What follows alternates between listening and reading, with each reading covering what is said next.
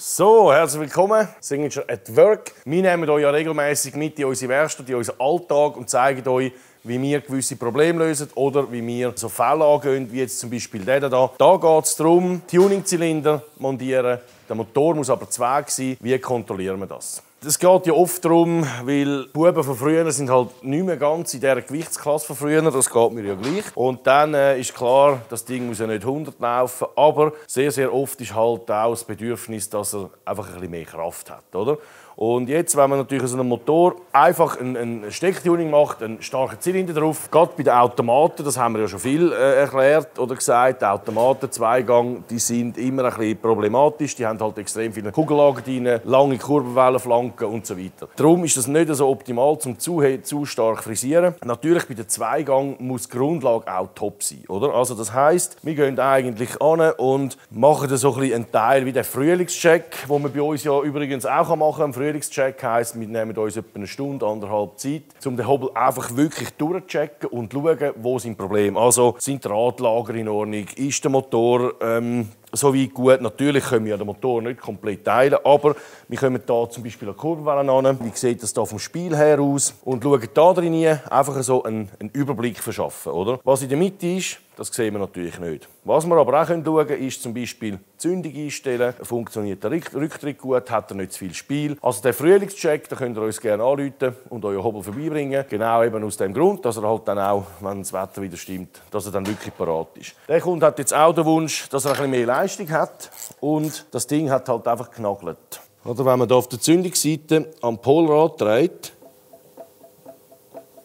so soll es nicht tönen. Und man merkt auch, es hat null Widerstand. Also da ist irgendetwas nicht in Ordnung. Das Wichtigste ist eigentlich, wenn man dem Ding, die haben original 0,8 PS, wenn man jetzt einen Zylinder montiert, wo ich sage mal 3 PS hat, aushalten tut das Zeug schon. Aber wichtig zum Wissen ist einfach immer, jede Tuningstufe mehr verkürzt den Intervall der Motorrevisionen. Oder? Also das Zeug, das leidet alles natürlich viel, viel mehr. Wenn man jetzt vergleicht 0,8 zu 3 PS, das ist fast vierfache Leistung wie original. Und dann hat man noch ein bisschen Gewicht. Also das Zeug, das reisst an der Kette, reisst das mehr, am Hinterrad, da an der Schwinge, einfach an allem. Es ist alles mehr belastet und das muss man einfach halt sich bewusst sein. Der Intervall der Motorrevision oder von der Pflege allgemein vom Hobel, der wird halt einfach viel, viel kürzer. Da ist jetzt das Problem, jetzt sehen wir, da ist ja OT. Da ist klar, dass man ein bisschen bewegen kann, ohne dass etwas passiert. Aber wenn ich da auf Mittelstellung gehe, ungefähr, also jetzt ist der Kolben irgendwo in der Mitte und ihr seht, der Schraubenzieher bewegt sich nicht und da kann da so ein Polrad drehen. Also entweder ist die Kurbelwelle, das Unterlager kaputt oder oben dran. Da weiss ich nicht, ist der Motor mal gemacht worden. Ich gehe jetzt nicht davon aus, wenn ich das so ein bisschen anschaue. Oder dann ist es auch schon wieder länger her. Also ich würde tendieren zu entweder das Kolbenbolzenlager, das obere Pleuellager kaputt oder das untere Kurbelwellenlager. Und jetzt gehen wir dem auf die Schliche und ziehen mal schnell den Zylinder ab. Und es ist klar, wenn man natürlich eine Grundlage hat, die schon havariert ist und dort noch eine Leistungssteigerung draufbuttert, dann kann sich jeder ausmalen, was passiert. Es geht dann einfach ratzfatz und das Ding ist kaputt. Darum, wenn wir so etwas machen, eine Leistungssteigerung, dann tun wir immer das Zeug anschauen, so genau wie möglich, und nachher entscheiden, müssen wir den Motor machen oder nicht. Und selbstverständlich dann auch mit dem Kunden Kontakt aufnehmen und sagen, hey, schau, der Stand von deinem Motor sieht so und so aus. Wir empfehlen, um den zu machen. Ich tendiere dazu, dass das Ding noch... Hoi, Cyril, hoi, sag mal hoi. Bist du im Fernsehen? Kennst du den Roger? Ja, da, Zylinder, da ist etwas kaputt. Du machst ein bisschen denken, das ist gut. Wo sind wir? Genau. Wir nehmen dann den Kontakt auf und und sagen, schau, wir empfehlen dir, mach eine Motorrevision.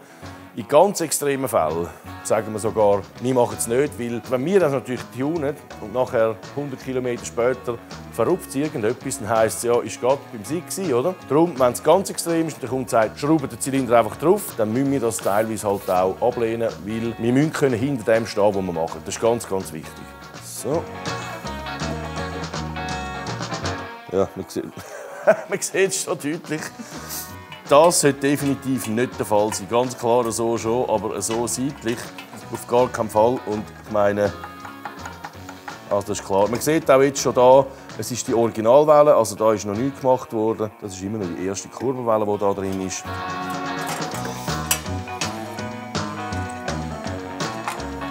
Oh ja.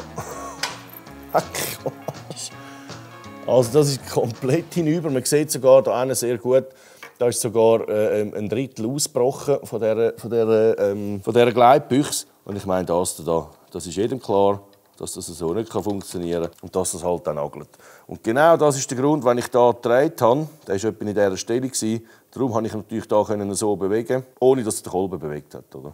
Das ist so extrem, also das ist selten. Der ist definitiv noch gelaufen, der hat auch noch nicht viele Kilometer. Wenn man jetzt das anschaut, da hat er schon ein bisschen Spuren, schlechte Schmierung, das ist natürlich immer auslassseitig, wenn er heiß ist. Das ist jetzt so schwierig zu sagen. Ich würde schätzen, der hat so irgendetwas zwischen 200 und 400 Kilometer, ja, wenn überhaupt. Wahnsinnig viel war es auf jeden Fall nicht. Also der war definitiv schon nicht in Ordnung, wo der Zylinder montiert worden ist. Früher hatten sie immer die Gleitlager drin, die Bronzebüchse. Das langt auf jeden Fall für 0,8 PS. Aber wenn man halt dann 3 PS plus geht, sind halt die neuen Nadellager einfach viel, viel besser.